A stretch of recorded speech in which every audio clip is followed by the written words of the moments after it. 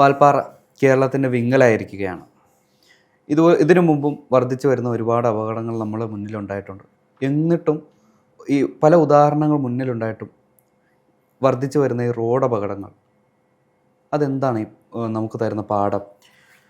ശ്രദ്ധ കുറയുമ്പോൾ അപകടം ജനിക്കുന്നു, അത്ര മാത്രമേ പറയുവാനുള്ളൂ. കാരണം ഈ വാൽപ്പാറ അപകടം സമാനതകളില്ലാത്ത അപകടമൊന്നുമല്ല. ഇതേ സെയിം സിറ്റുവേഷനിലുള്ള അപകടങ്ങൾ ഇതിന് മുൻപും ഉണ്ടായിട്ടുണ്ട്. ചെറുതും വലുതുമായ അപകടങ്ങൾ ഉണ്ടായിട്ടുണ്ട്. 2010 ശേഷം വാഗമണ്ണിൽ സമാനമായ വഴിയാണ്, ഹെയർപിൻ വളവുകൾ നിറഞ്ഞ വഴിയാണ് ഈ പറയുന്ന വാഗമണ്ണിൽ ഒരു ഉത്സവ പ്രോഗ്രാം കഴിഞ്ഞ് ഇറങ്ങിയ ചെണ്ടകൊട്ട് സംഘം സഞ്ചരിച്ച സെയിം വണ്ടി ട്രാവലർ, സെയിം മോഡൽ ട്രാവലർ ഒറ്റയിട്ടി എന്ന് പറയുന്ന സ്ഥലത്ത് വെച്ച് കൊക്കയിലേക്ക് മറിഞ്ഞ് ഏകദേശം 9 പേരോളം മരണപ്പെട്ട ഒരു സംഭവം ഉണ്ടായിട്ടുണ്ട്. ഇതിൻ്റെ എല്ലാം പിന്നിൽ ഉണ്ടാകുന്നൊരു കാര്യം എന്തെന്ന് ചോദിച്ചു കഴിഞ്ഞാൽ, ഈ ഹെയർപിൻ വളവുകളിൽ വാഹനം ഓടിക്കുന്ന ഡ്രൈവർമാരുടെ ശ്രദ്ധക്കുറവാണ് കൂടുതലും അപകടങ്ങൾക്ക് കാരണമാകുന്നത്. അതായത് ഈ ട്രാവലർ എന്ന് പറയുന്ന വാഹനം ശരിക്കും പറഞ്ഞാൽ ഫോഴ്സ് കമ്പനി പുറത്തിറക്കുന്ന ഒരു മിനി വാൻ ഗണത്തിൽ വരുന്ന സാധനമാണ് ട്രാവലർ.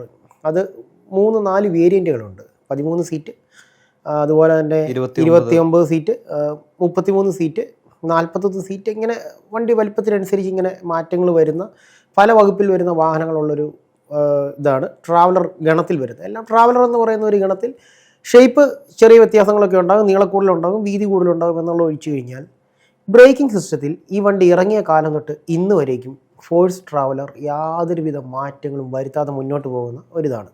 അതായത് ഈ വാഹനം ഒരു കാരണവശാലും ചുരങ്ങളിൽ ചവിട്ടി ഇറങ്ങാൻ ഉപയോഗിക്കുന്ന വാഹനമല്ല. യാത്രക്കാരുമായി വരുമ്പോൾ ബ്രേക്ക് ചവിട്ടി വരുമ്പോൾ അതിൻ്റെ ഡ്രം ചൂടാകുകയും ഒരു പോയിന്റിൽ വെച്ച് ഇതിന് ബ്രേക്ക് നഷ്ടപ്പെടുകയും അതോടുകൂടി ഡ്രൈവറുടെ കയ്യിൽ നിന്ന് നിയന്ത്രണം നഷ്ടപ്പെട്ട് വാഹനം അപകടത്തിൽപ്പെടുന്ന സാധ്യത ഉണ്ടാകുന്നുണ്ട്. ഈ ചുരം വഴികളിൽ ഏറ്റവും കൂടുതൽ അപകടത്തിൽപ്പെടുന്ന ടൂറിസ്റ്റ് വാഹനങ്ങളുടെ ഗണത്തിൽ വരുന്ന ഒരെണ്ണമാണ് ഈ ട്രാവലർ എന്ന് പറയുന്നത്. എനിക്ക് തോന്നുന്നു ഈ വാൽപ്പാറയിലും സംഭവിച്ചിട്ടുള്ളത് സമാനമായ ഒരു സംഭവം തന്നെയാണ്. അതിൽ തന്നെ വിവാദങ്ങൾ ഉയർത്തുന്ന 2-3 കാര്യങ്ങൾ എന്ന് ചോദിച്ചു കഴിഞ്ഞാൽ, ഈ വാഹനം ഓടിച്ചിരുന്ന ഡ്രൈവറുടെ പ്രായം ഏകദേശം 21 വയസ്സാണ്. അറിയാം, ലൈസൻസ് കിട്ടുവാനായിട്ട് 18 വയസ്സ്, 19, 20, 21. അതായത് ലൈസൻസ് കിട്ടി 2 വർഷത്തിന് ശേഷം ഇവൻ ഒരു കോൺട്രാക്റ്റ് ക്യാരേജ് വെഹിക്കിൾ എടുത്തുകൊണ്ട് ഇത്രയും ആൾക്കാരുമായി പോവുകയാണ്. ഏകദേശം 13 പേരുണ്ടായിരുന്നു എന്നാണ് പറയുന്നത്. അതിൽ 4 പേരെ ഇനി ബാക്കിയുള്ളൂ. ബാക്കി 9 പേർ മരണത്തിന് കീഴടങ്ങി. അതിലൊരു കുട്ടിയുണ്ട്. Pang government LP school, government school, അവിടുത്തെ അധ്യാപകരാണ് മരണത്തിൽപ്പെട്ടിട്ടുള്ളത്.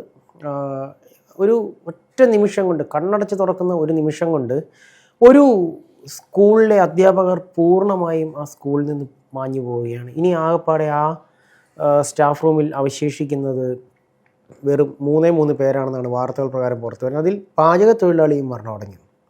അതുമാത്രമല്ല, ഇപ്പോൾ ഒരു ആ വാൽപ്പാറ ആ ഒരു റൂട്ട്, അത് വഴി പരിചയമില്ലാത്തത് കൊണ്ടായിരിക്കും ഇതുപോലെ ഒരു വഴി പരിചയമില്ലാത്തതെന്ന് പറഞ്ഞാൽ വാൽപ്പാറ പൊള്ളാച്ചി റൂട്ട്, അതിരപ്പള്ളി കഴിഞ്ഞ് വാൽപ്പാറ പൊള്ളാച്ചി റൂട്ട് എന്ന് പറയുന്നത് വിനോദസഞ്ചാരികൾ ഏറ്റവും കൂടുതൽ ഉപയോഗിക്കുന്ന ഒരു വഴിയാണ്.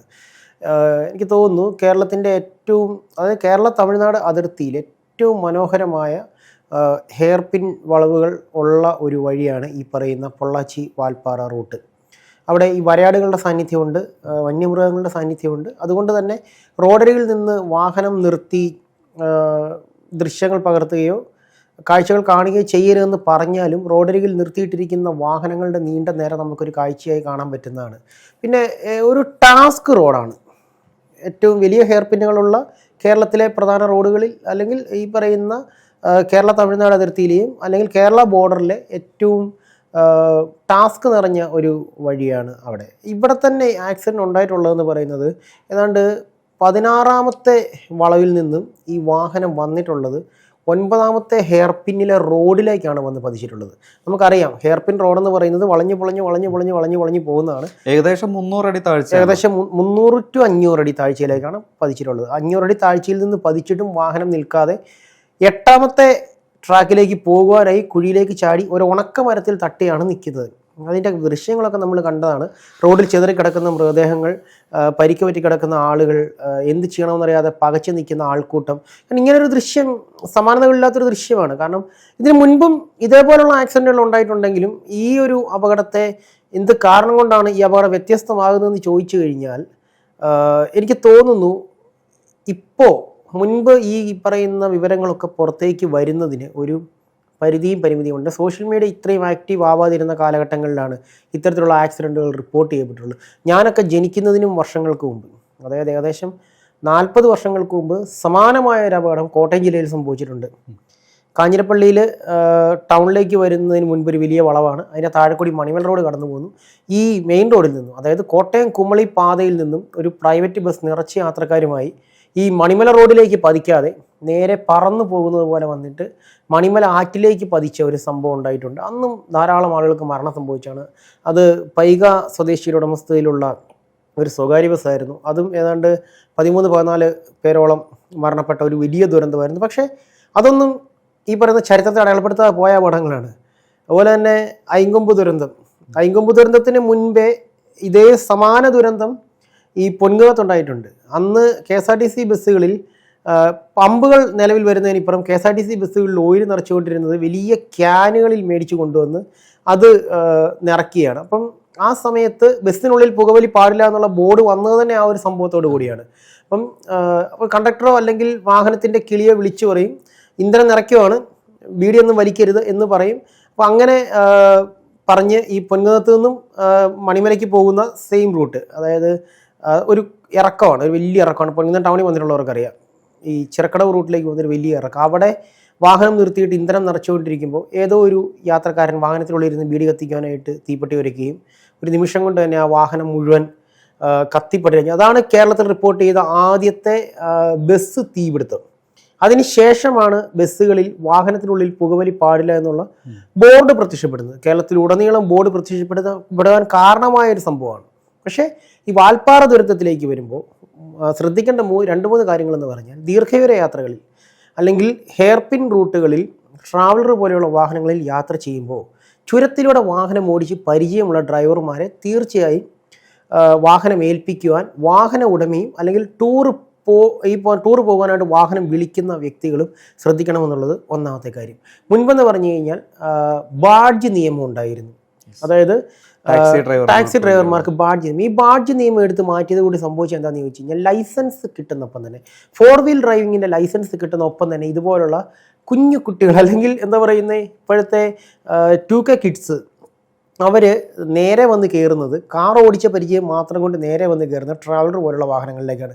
ഈ ട്രാവലർ പോലുള്ള 14 സീറ്റ് വാഹനങ്ങൾ അല്ലെങ്കിൽ 19 സീറ്റ് വാഹനങ്ങൾ ശരിക്കും പറഞ്ഞു കഴിഞ്ഞാൽ 4 വീൽ നിയമത്തിൽ വരുന്നതാണ്. അത് ലൈറ്റ് LMV ഗണത്തിൽ വരുന്ന ലൈറ്റ് പെർമിറ്റിന്റെ ഒരു ആവശ്യമുണ്ട്. ഡ്രൈവർക്ക് ഇപ്പം മറ്റേ ബാഡ്ജ് വേണ്ട. അതുപോലെ ഓട്ടോയ്ക്ക് ഇപ്പോൾ ലൈസൻസ് ഇല്ല. 4 വീൽ ലൈസൻസ് ഉള്ള ആർക്കും ഓട്ടോ ഓടിക്കാൻ പറ്റും. ഓട്ടോ ലൈസൻസ് എന്ന് പറയുന്ന ഓട്ടോറിക്ഷ എന്ന് പറയുന്ന ആ ഒരു വിഭാഗം ലൈസൻസിൽ നിന്ന് എടുത്തു മാറ്റിയിട്ടുണ്ട്.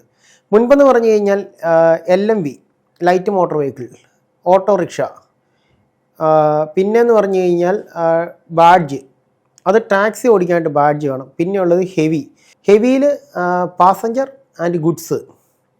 പിന്നെ അതിൻ്റെ അടുത്തൊരു ഇതിലേക്ക് വന്നു കഴിഞ്ഞാൽ 2 വീലിലേക്ക് വന്നു കഴിയുമ്പോഴേക്കും MC with gear, MC without gear, അതായത് സ്കൂട്ടർ ഓടിക്കുന്നതും ഗിയർലെസ്. അതെ, അതായത് സ്കൂട്ടർ ഓടിക്കുന്ന ലൈസൻസ് ഉള്ളവന് ഗിയർ ഉള്ള ബൈക്കുകൾ ഓടിക്കാൻ പറ്റില്ല.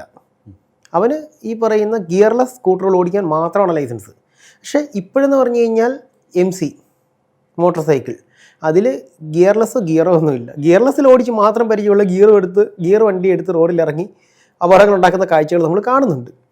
ബാഡ്ജിനെന്ന് പറഞ്ഞാൽ മുൻപ് എനിക്ക് തോന്നുന്നു ലൈറ്റ് മോട്ടോർ വെഹിക്കിൾ ലൈസൻസ് എടുത്തതിന് ശേഷം, LMV ലൈസൻസ് എടുത്തതിന് ശേഷം ഏതാണ്ട് 4 വർഷം കഴിഞ്ഞ് കഴിഞ്ഞാലാണ്, അതായത് എക്സ്പീരിയൻസ്ഡായി 4 വർഷം കഴിഞ്ഞ് കഴിഞ്ഞാൽ വീണ്ടും ടെസ്റ്റ് എടുത്തിട്ടാണ് ഈ പറയുന്ന ബാഡ്ജ് കിട്ടിക്കൊണ്ടിരുന്നത്. ഇപ്പോഴെന്ന് പറഞ്ഞാൽ ബാഡ്ജ് നിയമം എടുത്ത് മാറ്റിയതോടുകൂടി ഉണ്ടാകുന്ന പ്രശ്നങ്ങളുണ്ട് ഇവിടെ. അല്ലെങ്കിൽ നമുക്ക് ചിന്തിക്കേണ്ട ഒരു കാര്യമുണ്ട്, 18-ാം വയസ്സിൽ ലൈസൻസ് എടുക്കുന്ന ഒരു പയ്യൻ 2 വർഷത്തിന് ശേഷം എങ്ങനെ ഒരു കോൺട്രാക്റ്റ് ക്യാരിയേജിൻ്റെ ഡ്രൈവിംഗ് സീറ്റിലേക്ക് വന്നു? ഈ അപകടത്തിൻ്റെ കാരണം അവൻ്റെ ഉറക്കക്കുറവാണെങ്കിലോ അതല്ല ഇതിന് ബ്രേക്ക് നഷ്ടപ്പെട്ടതാണെങ്കിലോ എന്ത് സംഭവിച്ചതാണെങ്കിലും ഈ അപകടത്തിൻ്റെ പിന്നിൽ ഉള്ളത് ഈ പറയുന്ന 21 വയസ്സുകാരൻ്റെ അശ്രദ്ധ തന്നെയാണ്. കാരണം 13ഓളം യാത്രക്കാരുമായി പുറപ്പെടുന്ന ഒരു വാഹനത്തിൻ്റെ ഡ്രൈവിംഗ് സീറ്റിൽ ഇരിക്കുന്ന വ്യക്തിക്ക് ആ 13 പേരുടെ ജീവൻ്റെ റെസ്പോൺസിബിലിറ്റി ഉണ്ടാവണം എന്നുള്ളത് വളരെ വ്യക്തമായൊരു കാര്യമാണ്. ഇവിടെ ഞാനൊരു ഡ്രൈവറാണ്. ഈ നമ്മുടെ കൂടെ തന്നെ ഡ്രൈവേഴ്സ് ഒരുപാട് ആളുകളുണ്ട്, വാഹനം ഓടിക്കുന്നവർ. ഈ കഴിഞ്ഞ ദിവസം ഞാനും നമ്മുടെ ഇവിടുത്തെ സഹപ്രവർത്തകനായിട്ടുള്ള സുഹൃത്തും കൂടി ഞങ്ങൾ വിഷു കഴിഞ്ഞ് ഞങ്ങളിങ്ങനെ തിരിച്ചു വരുന്നൊരു സമയത്ത് ഞങ്ങളെ പാസ് ചെയ്തൊരു ട്രാവലർ ഇതുപോലെ തന്നെ അടിച്ചു പൊളിച്ച് പാട്ടും വെച്ച് പോകുന്നു. അപ്പം ഞങ്ങൾ കാണുന്ന കാഴ്ച എന്ന് പറയുന്നത് അതിൻ്റെ ഡ്രൈവർ ഇങ്ങനെ താളം പിടിച്ച് പോകുമ്പോഴേക്കും ഞാൻ വേണ്ടി ചോദിച്ചു, ഡ്രൈവറും നല്ല ആഘോഷത്തിലാണല്ലോ എന്ന് പറഞ്ഞപ്പോഴേക്കും ആ സുഹൃത്ത് എന്നോട് പറഞ്ഞൊരു കാര്യമുണ്ട്. എൻ്റെ പൊന്നി ചേട്ടാ, എൻ്റെ വണ്ടി എന്താ പറയുന്നത് 4 പേര് മാത്രം സഞ്ചരിക്കുന്ന വണ്ടിയാണ്, ചെറിയ കാറാണ്, ടാക്സിയാണ്. പക്ഷേ ആ ടാക്സി കാറിലേക്ക് ഒരാളെയും എടുത്ത് ഞാൻ ട്രിപ്പ് പോകുമ്പോൾ അവിടുന്ന് വാഹനം എടുക്കുന്ന സമയം തൊട്ടിട്ട് ആ വാഹനത്തിലുള്ള ആൾക്കാരെ അവരുടെ ഡ്രോപ്പ് പോയിന്റിൽ കൊണ്ട് ഇറക്കി വിടുന്നവരേക്കും ഒരൊറ്റ പ്രാർത്ഥനയുള്ളൂ, ഒരാപത്തും വരല്ലേ, എനിക്കെന്തെങ്കിലും പറ്റിയാലും കുഴപ്പമില്ല, ഈ വാഹനത്തിലുള്ള ആൾക്കാരുടെ ജീവനൊന്നും സംഭവിക്കരുത് എന്നുള്ള പ്രാർത്ഥനയാണ്. അതാണ് ഒരു യഥാർത്ഥ ഡ്രൈവറുടെ ക്വാളിറ്റി എന്ന് പറയുന്നത്. നമ്മളെക്കാൾ ഉപരി നമ്മളെ വിശ്വസിച്ച് നമ്മുടെ വാഹനത്തിലേക്ക് കയറുന്ന വ്യക്തികളുടെ ജീവനിലുണ്ടാവേണ്ട റെസ്പോൺസിബിലിറ്റിയാണ് ഒരു ഡ്രൈവറുടെ ഏറ്റവും നല്ല ക്വാളിറ്റി എന്ന് പറയുന്നത്. ആ ക്വാളിറ്റി ഇവിടെയുള്ള ഈ 21 വയസ്സുകാരൻ പയ്യൻ പാലിച്ചിട്ടുണ്ട് എന്നുള്ളത് സത്യന്തമായി അന്വേഷിക്കേണ്ട ഒരു വസ്തുത തന്നെയാണ്. പിന്നെ ഹെയർ പിൻ വളവുകളിലെ വാഹനത്തിൻ്റെ ബ്രേക്കിംഗ് ഉപയോഗം, അത് ഏതൊരു വാഹനമാണെങ്കിലും കയറ്റം കയറുന്ന അതേ ഗിയറിൽ തന്നെ ഇറങ്ങുവാനും വാഹനത്തിൻ്റെ ഡ്രൈവർമാർ ശ്രദ്ധിക്കണമെന്നുള്ളത് ഒരു മെയിൻ പോയിൻ്റാണ്. ഇത് പലപ്പോഴും ഈ പറയുന്ന ഡ്രൈവിംഗ് ടെസ്റ്റിന് മുൻപ് കിട്ടുന്ന അതിനെക്കുറിച്ച് ടെസ്റ്റിൻ്റെ കാര്യങ്ങൾ ബേസിക് പഠിക്കുന്ന പുസ്തകത്തിൽ തന്നെ എഴുതി വെച്ചിട്ടുണ്ട്. ഏത് ഗിയറിൽ വാഹനം കയറ്റം കയറുന്നോ ആ ഗിയറിൽ തന്നെ വാഹനം ഇറക്കണം. അതൊരിക്കലും ആരും പാലിക്കാറില്ലാത്തൊരു കാര്യമാണ്. ഫസ്റ്റ് ഗിയറിലാണ് കയറ്റം കയറി പോകുന്നുണ്ടെങ്കിൽ ഇറക്കം ഇറങ്ങുമ്പോൾ ടോപ്പ് ഗിയർ തന്നെ ഇറങ്ങും. കാരണം നമ്മുടെ ചിന്ത എന്താണ്, ഇറക്കത്തിൽ അത്രയും വലിയ ഗിയറിന് ആവശ്യമില്ല, ടോപ്പ് ഗിയറിൽ ഇറങ്ങിക്കൂടെ. പക്ഷേ ടോപ്പ് ഗിയറിൽ ഇറങ്ങുമ്പോൾ ഉള്ളൊരു വിഷയം, അല്ലെങ്കിൽ തേർഡ് ഗിയറിലോ ഫോർത്ത് ഗിയറിൽ ഇറങ്ങുമ്പോഴുള്ളൊരു വിഷയം എന്തെന്ന് ചോദിച്ചു കഴിഞ്ഞാൽ, ഇന്ധന നഷ്ടം കൂടുതലാണെങ്കിലും വാഹനത്തിനുള്ളിലുള്ളവർക്കും വാഹനത്തിനും അതൊരു സേഫ്റ്റിയാണ്. കാരണം ബ്രേക്കിംഗ് ഉപയോഗം വളരെ കുറച്ചേ വരുന്നുള്ളൂ. കൂടുതൽ ബ്രേക്ക് ഉപയോഗിക്കുമ്പോൾ ഇപ്പോഴും ഈ പറയുന്ന എയർ ബ്രേക്കിംഗ് സിസ്റ്റം അല്ല ട്രാവലറിലുള്ളതെന്നാണ് എനിക്ക് കിട്ടിയിട്ടുള്ള വിവരം. അതിനുള്ളിലുള്ളതെന്ന് പറയുന്നത് ഡ്രം സിസ്റ്റമാണ്, ഒരു ലൈനർ സിസ്റ്റമാണ്, ഓയിൽ ബ്രേക്കാണ്. പഴയ വാഹനങ്ങളിലാണ് ഈ പറയുന്ന ഓയിൽ ബ്രേക്കിംഗ് സിസ്റ്റം ഉണ്ടായിരുന്നത്. അത് ബക്കറ്റ് തള്ളിപ്പോകാമെന്നൊരു വാക്ക് പറയും. അതായത് ഈ ഓയിൽ പുറത്തേക്ക് തള്ളിപ്പോയിട്ട് ബ്രേക്ക് നഷ്ടപ്പെടുന്നൊരവസ്ഥ മുൻപുണ്ടായിരുന്നു. ഈ ടാറ്റ സുമോ പോലുള്ള വാഹനങ്ങളിലൊക്കെ ലോങ് ഡ്രൈവ് പോകുമ്പോൾ ഏറ്റവും കൂടുതൽ ഡ്രൈവർമാർ അനുഭവിച്ചിരുന്നൊരു വിഷയമാണ് ബക്കറ്റ് തള്ളിപ്പോകുക എന്ന് പറയും. അത് ബ്രേക്ക് നഷ്ടപ്പെടുകയും വണ്ടിക്ക് ബ്രേക്ക് ഇല്ലാതെ വാഹനം മുന്നോട്ട് പോയി ആക്സിഡൻറ്റ് പെടുകയും ചെയ്യുന്ന ഒരു സാഹചര്യം ഉണ്ടായിരുന്നു. പക്ഷേ ടെക്നോളജി മാറുന്നതനുസരിച്ചിട്ട് എയർ ബ്രേക്ക് സിസ്റ്റം വന്നു, എയർ ചെക്ക് ചെയ്താൽ മതി എന്നായി. എങ്കിലും എയർ തള്ളിപ്പോകുന്ന അവസ്ഥയുണ്ട്. ഇപ്പോഴും നമുക്കറിയാം ചുരമിറങ്ങുന്ന വാഹനങ്ങൾ കത്തുന്ന ഒരു സംഭവം ഉണ്ടായിട്ടുണ്ട്. ഈ കഴിഞ്ഞ ദിവസം മുണ്ടക്കയത്ത് ഒരു മറ്റേ ബസ്, അതായത് എയർ ബസ്, ഭാരത് ബെൻസിൻ്റെ ഒരു ടൂറിസ്റ്റ് ബസ് പൂർണ്ണമായിട്ടും കത്തി നശിച്ചു. അത് സംഭവിച്ചതെന്ന് ചോദിച്ചു കഴിഞ്ഞാൽ അതിൻ്റെ ബാക്ക് സൈഡിലെ ടയറിൽ നിന്നാണ് തീ വന്നിട്ടുള്ളത്. അത് ചവിട്ടി ഇറങ്ങി ഈ ബാക്ക് എഞ്ചിനാണ്, അതായത് വോൾവോ എഞ്ചിൻ ബാക്കിലേക്കാണ്, റിവേഴ്സൽ കറങ്ങുക നമ്മൾ പറയും. അങ്ങനത്തെ ഒരു വോൾവോ എഞ്ചിനുള്ള വണ്ടിയാണ് അത്. പക്ഷേ ഭാരത് ബെൻസിൻ്റെ ഒരു വോൾവോ സിസ്റ്റത്തിൽ വർക്ക് ചെയ്യുന്ന ഒരു വണ്ടി, അത് ഇറങ്ങി വരുമ്പോൾ ഇതുപോലെ ചവിട്ടി ഇറങ്ങി വന്നു. അത് പീരുമേട് ടു മുണ്ടക്കയം വരേക്കും, പെരുവന്താനം കഴിഞ്ഞ് മുണ്ടക്കയം ടൗണിലേക്ക് വന്ന് വണ്ടി കാഞ്ഞിരപ്പള്ളി റൂട്ടിലേക്ക് തിരിയുന്ന സമയത്ത് വണ്ടിയുടെ ബാക്ക് ഭാഗത്ത് നിന്ന് തീ വരുന്നു. വാഹനം പൂർണ്ണമായിട്ട് കത്തി നശിക്കുന്നു. അത് എന്താ പറയുന്നത്, മോട്ടോർ വെഹിക്കിൾ ഡിപ്പാർട്ട്മെൻറ്റ് വാഹനം പരിശോധിച്ചപ്പോൾ ഈ ബ്രേക്ക് ലൈനർ ചൂടായിട്ടാണ് ഈ പറയുന്നത് എന്ത് സംഭവിച്ചിട്ടുള്ളത്, തീ വന്നിട്ടുള്ളത്. ബ്രേക്കിങ്ങിൻ്റെ ഒരു പ്രശ്നം അത് ഈ ചുരത്തിൽ വാഹനം ഓടിച്ച് പരിചിതമല്ലാത്ത ഒരു ഡ്രൈവർ, അല്ലെങ്കിൽ പരിചയക്കുറവുള്ളൊരു ഡ്രൈവർ വാഹനം ഓടിക്കുമ്പോൾ സംഭവിക്കുന്ന ഒരു അപാകത കൊണ്ടാണ് ഒരു വലിയ അപകടം സംഭവിക്കുന്നത്. ഇവിടെ തന്നെ എന്ന് പറഞ്ഞു കഴിഞ്ഞാൽ, ഇവിടെ പലരും പറയുന്നത് കേട്ടു, വാഹനത്തിനുള്ളിൽ ഡാൻസ് കളിച്ചുകൊണ്ട് വാഹനത്തിൻ്റെ കൺട്രോൾ പോകാനായിട്ട് ഇത് 2 വീലിൽ ഓടുന്ന ബൈക്കല്ല, ഇത് 4 വീലിൽ ഓടുന്ന, അതിനനുസരിച്ച് വീൽ ബേസും അതിനനുസരിച്ച് റോഡ് ക്ലിയറൻസും ഉള്ള ഒരു വലിയ വാഹനമാണ്. അതിൻ്റെ കൺട്രോൾ പോകാം. എല്ലാവരും കൂടി ഒരു സൈഡിലേക്ക് ചായുമ്പോൾ ഒരു പക്ഷേ വണ്ടി ഒരു സൈഡിലേക്ക് ചെരിവുണ്ടാവാം. പക്ഷെ ഇവിടെ സംഭവിച്ചിട്ടുള്ള അതല്ല. ഇത് ബാരിക്കേഡുകൾ തകർത്തുകൊണ്ട് ഈ വാഹനം വട്ടം മറിയുന്നത് ഏകദേശം 300 മുതൽ 500 അടി താഴ്ചയിലേക്ക്, അതായത് 16ാം ചുരത്തിൽ നിന്ന് വണ്ടി വന്ന് വീഴുന്നത് 9ാം ചുരത്തിലേക്കാണ്.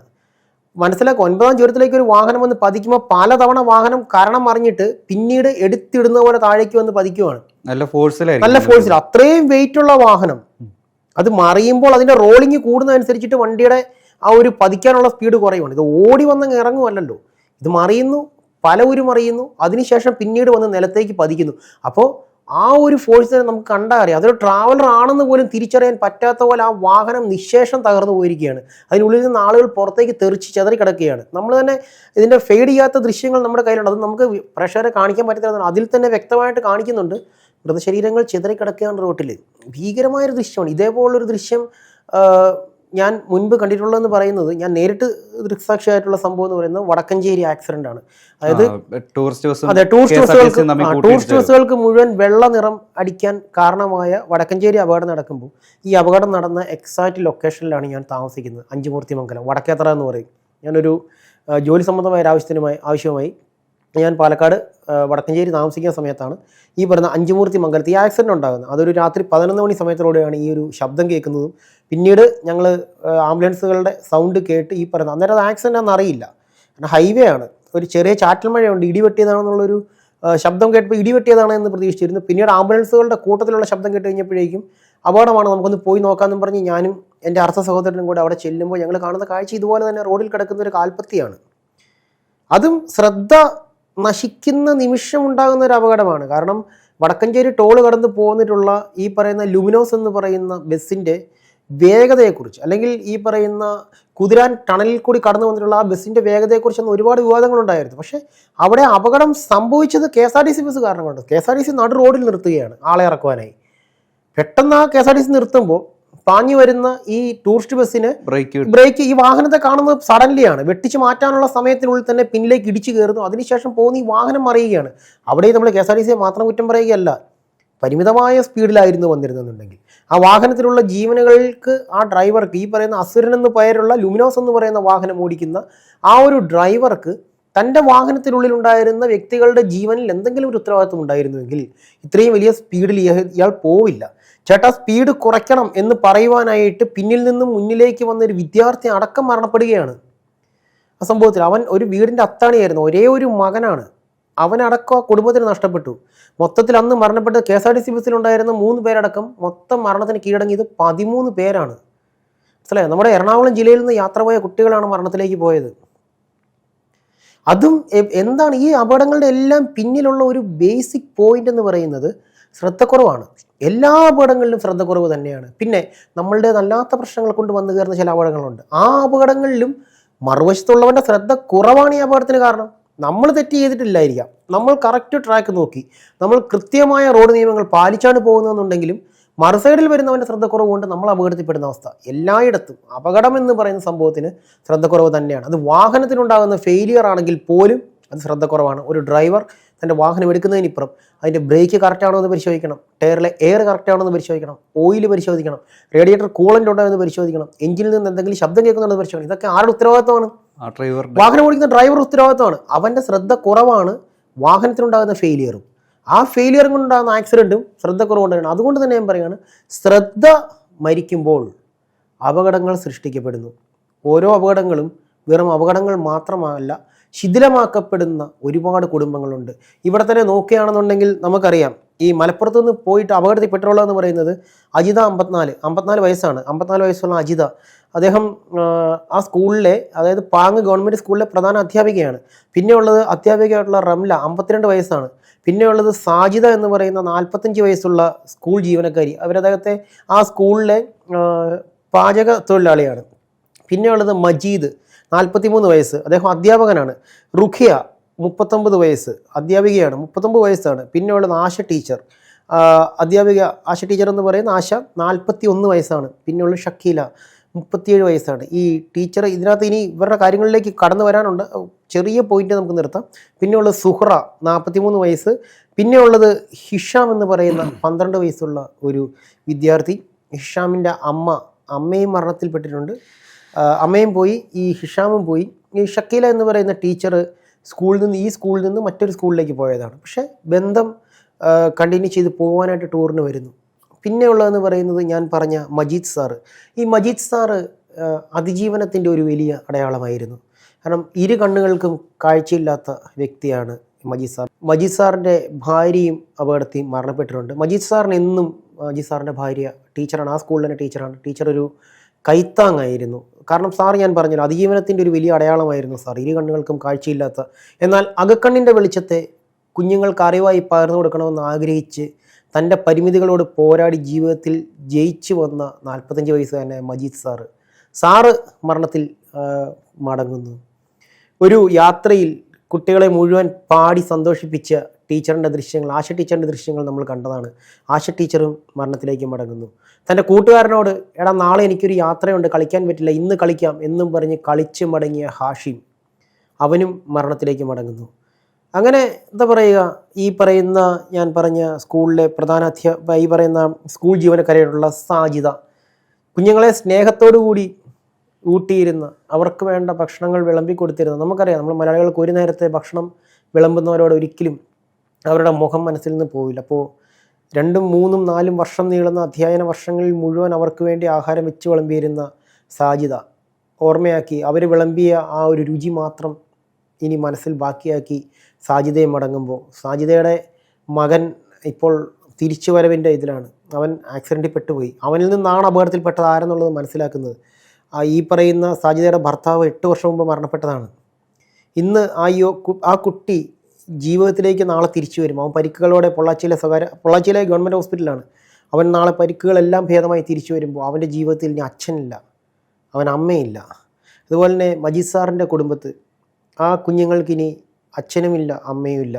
എല്ലാ കുടുംബങ്ങളിലും ഈ പറയുന്ന ഏകദേശം 7ഓളം വരുന്ന കുടുംബങ്ങളിൽ ഇനി അമ്മയെന്ന് പറയുന്ന വെളിച്ചമില്ല. ആ കുടുംബങ്ങളിൽ നിന്നെല്ലാം അമ്മയെന്ന് പറയുന്ന വെളിച്ചം മാഞ്ഞു പോയിരിക്കുന്നു. പിന്നെ ഈ പറയുന്ന ഹാഷിം അമ്മയും ആ അച്ഛൻ്റെയും ആ ബാക്കിയുള്ള സഹോദരങ്ങളുടെയും അവസ്ഥ നീന്തിച്ച് നോക്കുക. അമ്മയുമില്ല, സഹോദരനുമില്ല. ഒരു അപകടം എന്ന് പറയുന്നത് വെറും ഒരു അപകടം മാത്രമാണോ? അതിനി ഒരിക്കലും മായാത്ത ഒരു വലിയ മുറിവുകൾ ഒരുപാട് കുടുംബങ്ങളിൽ ബാക്കിയാക്കി, ഒരുപാട് കുടുംബങ്ങളെ മുന്നോട്ട് എന്തെന്നറിയാത്ത ഒരു അവസ്ഥയിലേക്ക് കൊണ്ടെത്തിച്ച് കുടുംബങ്ങളെ ശിഥിലമാക്കിയാണ് ഈ പറയുന്ന അപകടങ്ങൾ ഓരോന്നും സൃഷ്ടിക്കപ്പെടുന്നത്. എല്ലാം എവിടെ നിന്നാണ് സൃഷ്ടിക്കപ്പെടുന്നത്? ശ്രദ്ധക്കുറവിൽ നിന്ന് സൃഷ്ടിക്കപ്പെടുന്ന അപകടങ്ങളാണ്. ഇനിയെങ്കിലും ശ്രദ്ധിക്കുക. കാരണം ഇതൊന്നും നമ്മളിവിടെ ഇരുന്ന് ഡിബേറ്റ് നടത്തിയോണ്ടോ അല്ലെങ്കിൽ നമ്മളിവിടെ ഇരുന്ന് ടോക്ക് നടത്തിയോണ്ടോ ഒന്നും ഇവിടെ ഒരു മാറ്റങ്ങളും വരില്ല എന്ന് നമുക്കറിയാം. ഒന്നാമത്തെ കാര്യം, വലിയ കോൺട്രാക്റ്റ് വാഹനങ്ങൾ ഉപയോഗിക്കുന്ന ഡ്രൈവർമാരുടെ ക്വാളിഫിക്കേഷൻസ് എന്താണെന്നുള്ളത് വെഹിക്കിൾ ഡിപ്പാർട്ട്മെൻറ്റുകൾ കൃത്യമായി പരിശോധിച്ചിരിക്കണം. കോൺട്രാക്റ്റ് കാരേജ് വെഹിക്കിൾ ഉപയോഗിക്കുന്നവരുടെ എക്സ്പീരിയൻസിനനുസരിച്ചുള്ള ഡ്രൈവർമാരെ നിയോഗിച്ചാൽ ആ ഒരു അപകടം ഒഴിവാക്കാൻ പരമാവധി സാധിക്കും. തീർച്ചയായിട്ടും. കാരണം എന്ന് ചോദിച്ചു കഴിഞ്ഞാൽ 21 വയസ്സുകാരൻ കൊണ്ടു നടക്കേണ്ട ഒരു വാഹനമല്ല ഈ പറയുന്ന ട്രാവലർ, ടൂറിസ്റ്റ് ബസ്സുകൾ, പ്രൈവറ്റ് ബസ്സുകൾ എന്നൊക്കെ. ഇപ്പം നമുക്ക് നോക്കിയാൽ അറിയാം, നമ്മുടെ കേരളത്തിൽ ഓടുന്ന പ്രൈവറ്റ് ബസ്സുകളിലെ ഡ്രൈവർമാരെല്ലാം യോയോ പയ്യന്മാരാണ്. ഡ്രൈവർ കിഡ് എന്നൊക്കെ പറഞ്ഞ് ഫേസ്ബുക്കിലും ഇൻസ്റ്റാഗ്രാമിലും ഒക്കെ വൈറലായ ഒരു പയ്യനുണ്ട്. പക്ഷെ അവൻ നല്ല ഡ്രൈവറാണ്. പക്ഷെ അവനെ കണ്ടു കഴിഞ്ഞാൽ ഒരു 18, 19, 21 വയസ്സ്. പക്ഷെ അവൻ എന്താണ്? അവൻ ട്രെയിൻഡാണ്. അവൻ വാഹനത്തിൽ ട്രെയിൻഡ് ആയിട്ടുള്ളതാണ്. പക്ഷെ ഈ പറയുന്ന റൂട്ട് ബസ് ഓടിക്കുന്ന ട്രെയിനിങ്ങോ അല്ലെങ്കിൽ ഈ പറയുന്ന ടൂറിസ്റ്റ് വെഹിക്കിൾസ് ഓടിക്കുന്ന ട്രെയിനിങ്ങോ കൊണ്ട് ഒരു കാരണവശാലും ട്രാവലർ എന്ന് പറയുന്ന വാഹനത്തിലേക്ക് കയറാൻ പറ്റില്ല ആഷിക്ക്. കാരണം ട്രാവലർ എൻറ്റയർലി ഡിഫറൻ്റ് ആണ്. അതായത് അതെങ്ങനെ ഡിഫറൻ്റ് ആകുമെന്ന് ചോദിച്ചു കഴിഞ്ഞാൽ, ഈ ട്രാവലർ എന്ന് പറയുന്ന വാഹനം ഇറങ്ങിയ കാലം തൊട്ട് ഇന്ന് വരേക്കും അതിനുള്ള ഒരു ടെക്നിക്കൽ ഫോൾട്ട് എന്ന് പറയുന്നത് അതിൻ്റെ ബ്രേക്കിംഗ് സിസ്റ്റത്തിലെ അപാകതയാണ്. ഇതിൻ്റെ ലൈനർ ചൂടായിട്ടുണ്ടെങ്കിൽ തീർച്ചയായിട്ടും ആ വാഹനത്തിന് ബ്രേക്ക് നഷ്ടപ്പെടും. ഇതൊരു സ്ട്രെയിറ്റ് റൂട്ടിലാണെന്നുണ്ടെങ്കിൽ ഗിയർ ഡൗൺ ചെയ്ത് വേഗത കുറച്ച് എവിടെയെങ്കിലും കൊണ്ട് നമുക്ക് ഇടിച്ചോ മുട്ടിയോ നിർത്താൻ പറ്റും അപകടമില്ലാതെ. പക്ഷെ ഇതൊരു കുത്തനെയുള്ള ഇറക്കവും വളവുമുള്ള സ്ഥലത്ത് ഇതൊന്നും പോസിബിൾ അല്ല. അതെ, ഒരു ഇടിച്ചിറക്കാൻ മരമോ കാര്യങ്ങളോ ഒന്നുമില്ല. ചെങ്കുത്തായ കൊക്കയാണ്. അതെ, മരം ഉണ്ടെങ്കിലും ചെങ്കുത്തായ കൊക്കയാണ്. മരത്തിൽ നിന്നില്ലെങ്കിൽ വണ്ടി കൊക്കയിലേക്ക് പോവാണ്. കാരണം ഈ പറയുന്ന ക്രാഷ് ബാരിയറുകൾ സ്ഥാപിച്ചിട്ടുണ്ടെങ്കിലും അതൊക്കെ എന്തുമാത്രം ഉണ്ടെന്നുള്ളത് ഈ കുമളി റൂട്ടിലൊക്കെ പോകുമ്പോൾ നമുക്കറിയാം. ക്രാഷ് ബാരിയറുകളൊക്കെ ഇടിച്ച് തകർത്ത് വാഹനങ്ങൾ പോയിട്ടുണ്ട്. ഒരു ചെറിയ ഓട്ടോ ഇടിച്ചാൽ പോലും പൊളിഞ്ഞു വന്ന ക്രാഷ് ബാരിയറുകളൊക്കെയാണ് നമ്മുടെ റൂട്ടിലുള്ളത്. എന്താണെങ്കിലും മാറ്റങ്ങൾ വരണം, പരിശോധനകൾ ശക്തമാക്കണം. വെള്ള നിറം അടിപ്പിച്ചത് കൊണ്ടൊന്നും ആക്സിഡൻറ്റ് കുറയില്ല എന്നുള്ളത് ഇവിടുത്തെ ഏമാന്മാരെന്ന് മനസ്സിലാക്കണം. വാഹനത്തിന് വെള്ള നിറം അടിച്ചതുകൊണ്ട് അപകടങ്ങൾ കുറയില്ല. അടിക്കേണ്ടത് വെള്ള നിറം വാഹനങ്ങൾക്കല്ല, ഡ്രൈവർമാരുടെ ക്വാളിറ്റി വൈറ്റ് ആണോ, അതിൽ റെഡ് മാർക്ക് ഉണ്ടോ എന്ന് കൃത്യമായും പരിശോധിക്കാത്ത പക്ഷത്തോളം അപകടങ്ങൾ ഇനിയും തുടരും. ഇതുപോലെ കുടുംബങ്ങൾ ഇനിയും ശിഥിലമാകും. നമുക്ക് ഇതെല്ലാം കണ്ട് വിറങ്ങലിച്ച് നിൽക്കുവാൻ മാത്രമേ സാധിക്കൂ.